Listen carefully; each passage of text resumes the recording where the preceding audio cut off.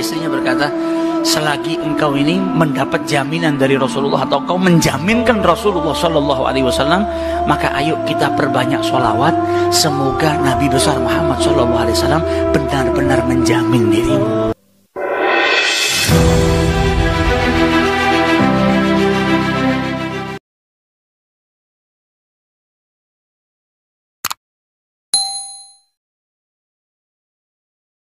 Jadi ceritakan dulu ada satu orang punya utang 500 dinar. Dia punya utang banyak sama orang. Kemudian datang waktunya semua pada nagih, maka dia kebingungan, nggak punya uang. Akhirnya dia pergi ke salah seorang saudagar, dia pinjam uang 500 dinar. Diberikan sama saudagar tadi. Sebelum diberikan ditanya, kapan mau kau kembalikan uang ini? Maka dia berkata, insya Allah di tanggal sekian saya kembalikan. Uang itu diambil, dia bayarkan hutangnya satu persatu. Selesai dibayarkan tidak tersisa uangnya. Nggak ada sisa modal untuk dia putarkan supaya bisa bayar hutangnya yang 500 dinar ini. Karena apa? Memang dia pinjam sesuai dengan kadar hutangnya. Sampai ketika datang waktu jatuh tempo, yang punya uang datang ke rumahnya nagih, mana uang 500 dinar yang kau pinjam? Kau janji hari ini akan melunasinya. Maka dia bilang, demi Allah sepeser pun saya nggak punya. Saya belum mendapatkan apa-apa untuk saya bayarkan kepada dirimu. Maka yang punya uang nggak mau tahu. Engkau janji tanggal sekian mau kau bayar, sekarang sudah jatuh temponya, maka bayar hutangmu sesuai dengan ucapanmu. Dia bilang, saya nggak punya.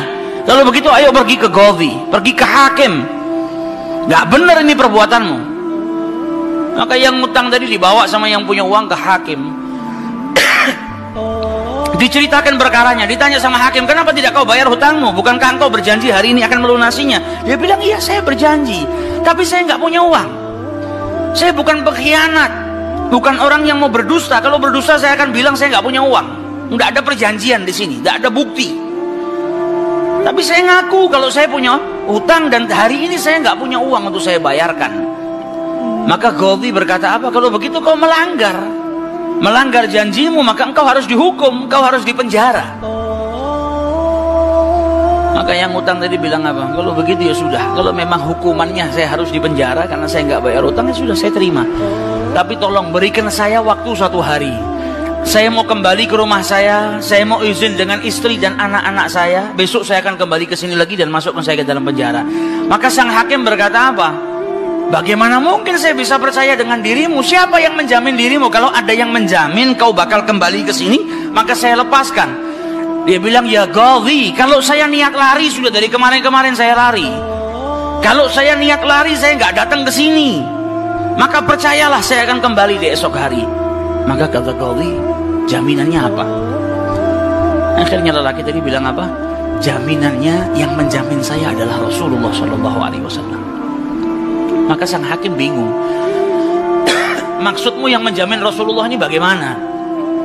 Dibilang, ya hakim, kalau saya besok nggak kembali ke tempat ini, saya bersedia ditolak menjadi umatnya Nabi besar Muhammad Shallallahu Alaihi Wasallam. Ini tidak main-main sumpahnya. Dan ini bukan sembarang orang, memang orang yang soleh. Dia bilang, berikan saya waktu sebentar, saya kembali kepada keluarga saya pamit dengan istri saya, besok saya kembali. Saya bersumpah dan saya siap dikeluarkan dari umatnya Rasulullah, nggak dianggap sama Rasulullah kalau sampai saya berdusta. Maka si hakim tadi mendengar sumpahnya seperti ini, akhirnya dipercaya. Kalau begitu kembalilah. Maka dia kembali ke rumah, dia ceritakan kepada istrinya, dia minta izin sama istrinya, suamimu ini mungkin besok di penjara karena nggak bisa bayar utang. Kata istrinya, kalau kau dihukum penjara, terus apa yang bisa membuatmu keluar sekarang ini? Kok tidak langsung di penjara, kok bisa kembali ke rumah? Kata suaminya, karena saya mendapatkan jaminan. Dari siapa? Dari Rasulullah. Dia ceritakan, saya bersumpah kalau saya nggak kembali di esok hari, saya rela tidak dianggap sebagai umatnya Rasulullah SAW. Maka istrinya berkata, selagi engkau ini mendapat jaminan dari Rasulullah atau kau menjaminkan Rasulullah Shallallahu Alaihi Wasallam, maka ayo kita perbanyak sholawat. Semoga Nabi besar Muhammad Shallallahu Alaihi Wasallam benar-benar menjamin dirimu. Sholawat itu manfaatnya besar. Sholawat ini berkahnya luar biasa. Maka si suami sama si istri kemudian diperbanyak sholawat, membaca sholawat yang sangat banyak sampai mereka akhirnya tertidur. Yang laki yang punya utang tadi ketika tidur mimpi berjumpa dengan Rasulullah sallallahu alaihi wasallam, dan Nabi dalam hadisnya telah bersabda, man ra'ani faqad ra'ani haqqa. Siapa yang mimpi berjumpa dengan diriku, maka sesungguhnya itu aku. Karena syaitan gak bisa menyerupai Nabi besar Muhammad sallallahu alaihi wasallam. Dan orang yang dalam hatinya ada mahabbah, orang yang rindu, orang yang membersihkan dirinya, orang yang memang benar-benar ingin berjumpa dengan Rasul sallallahu alaihi wasallam, akan diperjumpakan oleh Allah Subhanahu wa taala dalam mimpinya ataupun dalam keadaan yaqdzatan. Karena Nabi pun menjelaskan ada orang-orang yang bisa melihat Rasulullah sallallahu alaihi wasallam dalam keadaan sadar.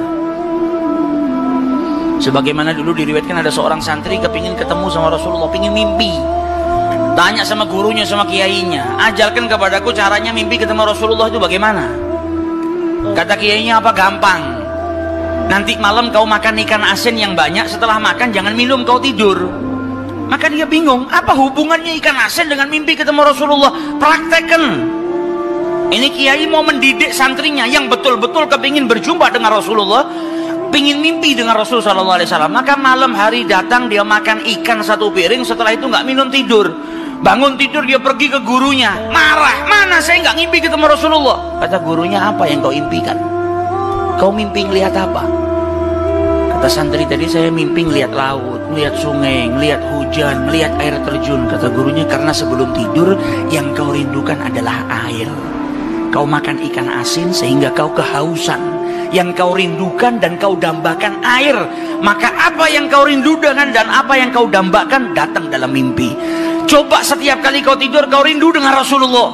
Coba setiap kali kau tidur kau ingin sekali dan minta sama Allah Subhanahu wa taala agar diperjumpakan dengan Rasul sallallahu alaihi wasallam, maka kau akan diperjumpakan dengan Nabi besar Muhammad sallallahu alaihi wasallam. Nah, ini yang diajarkan sama para ulama. Ini yang punya utang tadi mimpi ketemu Rasulullah sallallahu alaihi wasallam. Dalam mimpinya apa kata Rasulullah? Kau jangan takut, jangan gelisah. Orang yang mahabbah, baca sholawatnya bukan sekedar baca, tapi baca dari lubuk hatinya, baca dengan penuh kecintaan.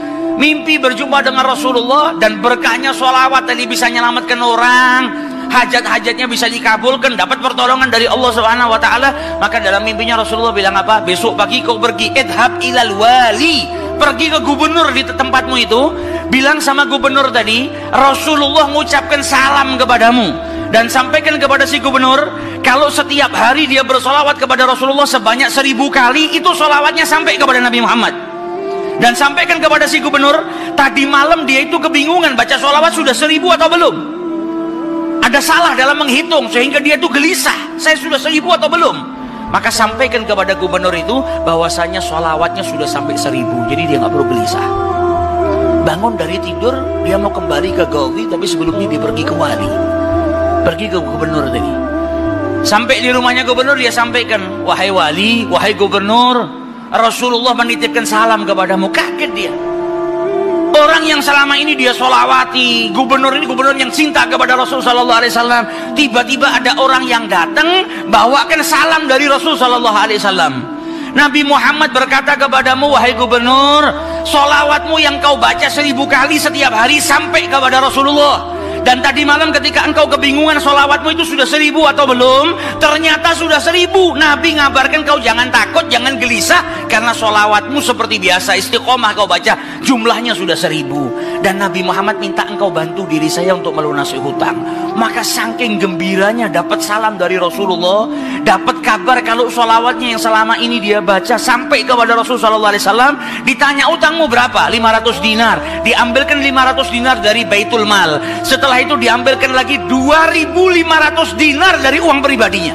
Ini hadiah buat dirimu karena kau datang bawa kabar gembira kepadaku, yaitu Rasulullah sallallahu alaihi wasallam mengucapkan salam kepadaku. Mahabbah. Kita belum tentu, kalau mungkin andai ada orang yang mimpi berjumpa dengan Rasulullah, kemudian Nabi mengucapkan salam kepada kita, belum tentu kita bahagia sampai bisa mengeluarkan harta seperti itu. Tapi orang-orang yang mahabbah, kecintaannya sama Rasulullah luar biasa. Maka dia pulang dari rumahnya si gubernur tadi bawa uang 3000 dinar. Utangnya cuma 500 dinar. Berkat sholawat dia bisa melunasi hutangnya. Maka dia pergi ke rumah qadhi, sebagaimana janjinya dia akan kembali. Dia ketuk pintu rumah qadhi, maka qadhi tadi ketika buka pintunya langsung memeluk orang tersebut, nangis yang luar biasa dan berkata apa? Alhamdulillah, berkat dirimu tadi malam saya mimpi ketemu Rasulullah SAW. Kata Rasulullah apa? Kalau engkau membantu orang yang punya utang itu untuk melunasi hutangnya, maka aku akan membantumu kelak di hari kiamat. Diambilkan uang 500 dinar diberikan kepada orang tersebut. Sampai qadhinya pun diimpiin sama Rasulullah SAW. Keluar dari rumahnya qadhi bawa uang berapa? 3.500 dinar. Dia pergi ke tempat orang yang dia utangi mau bayar utangnya.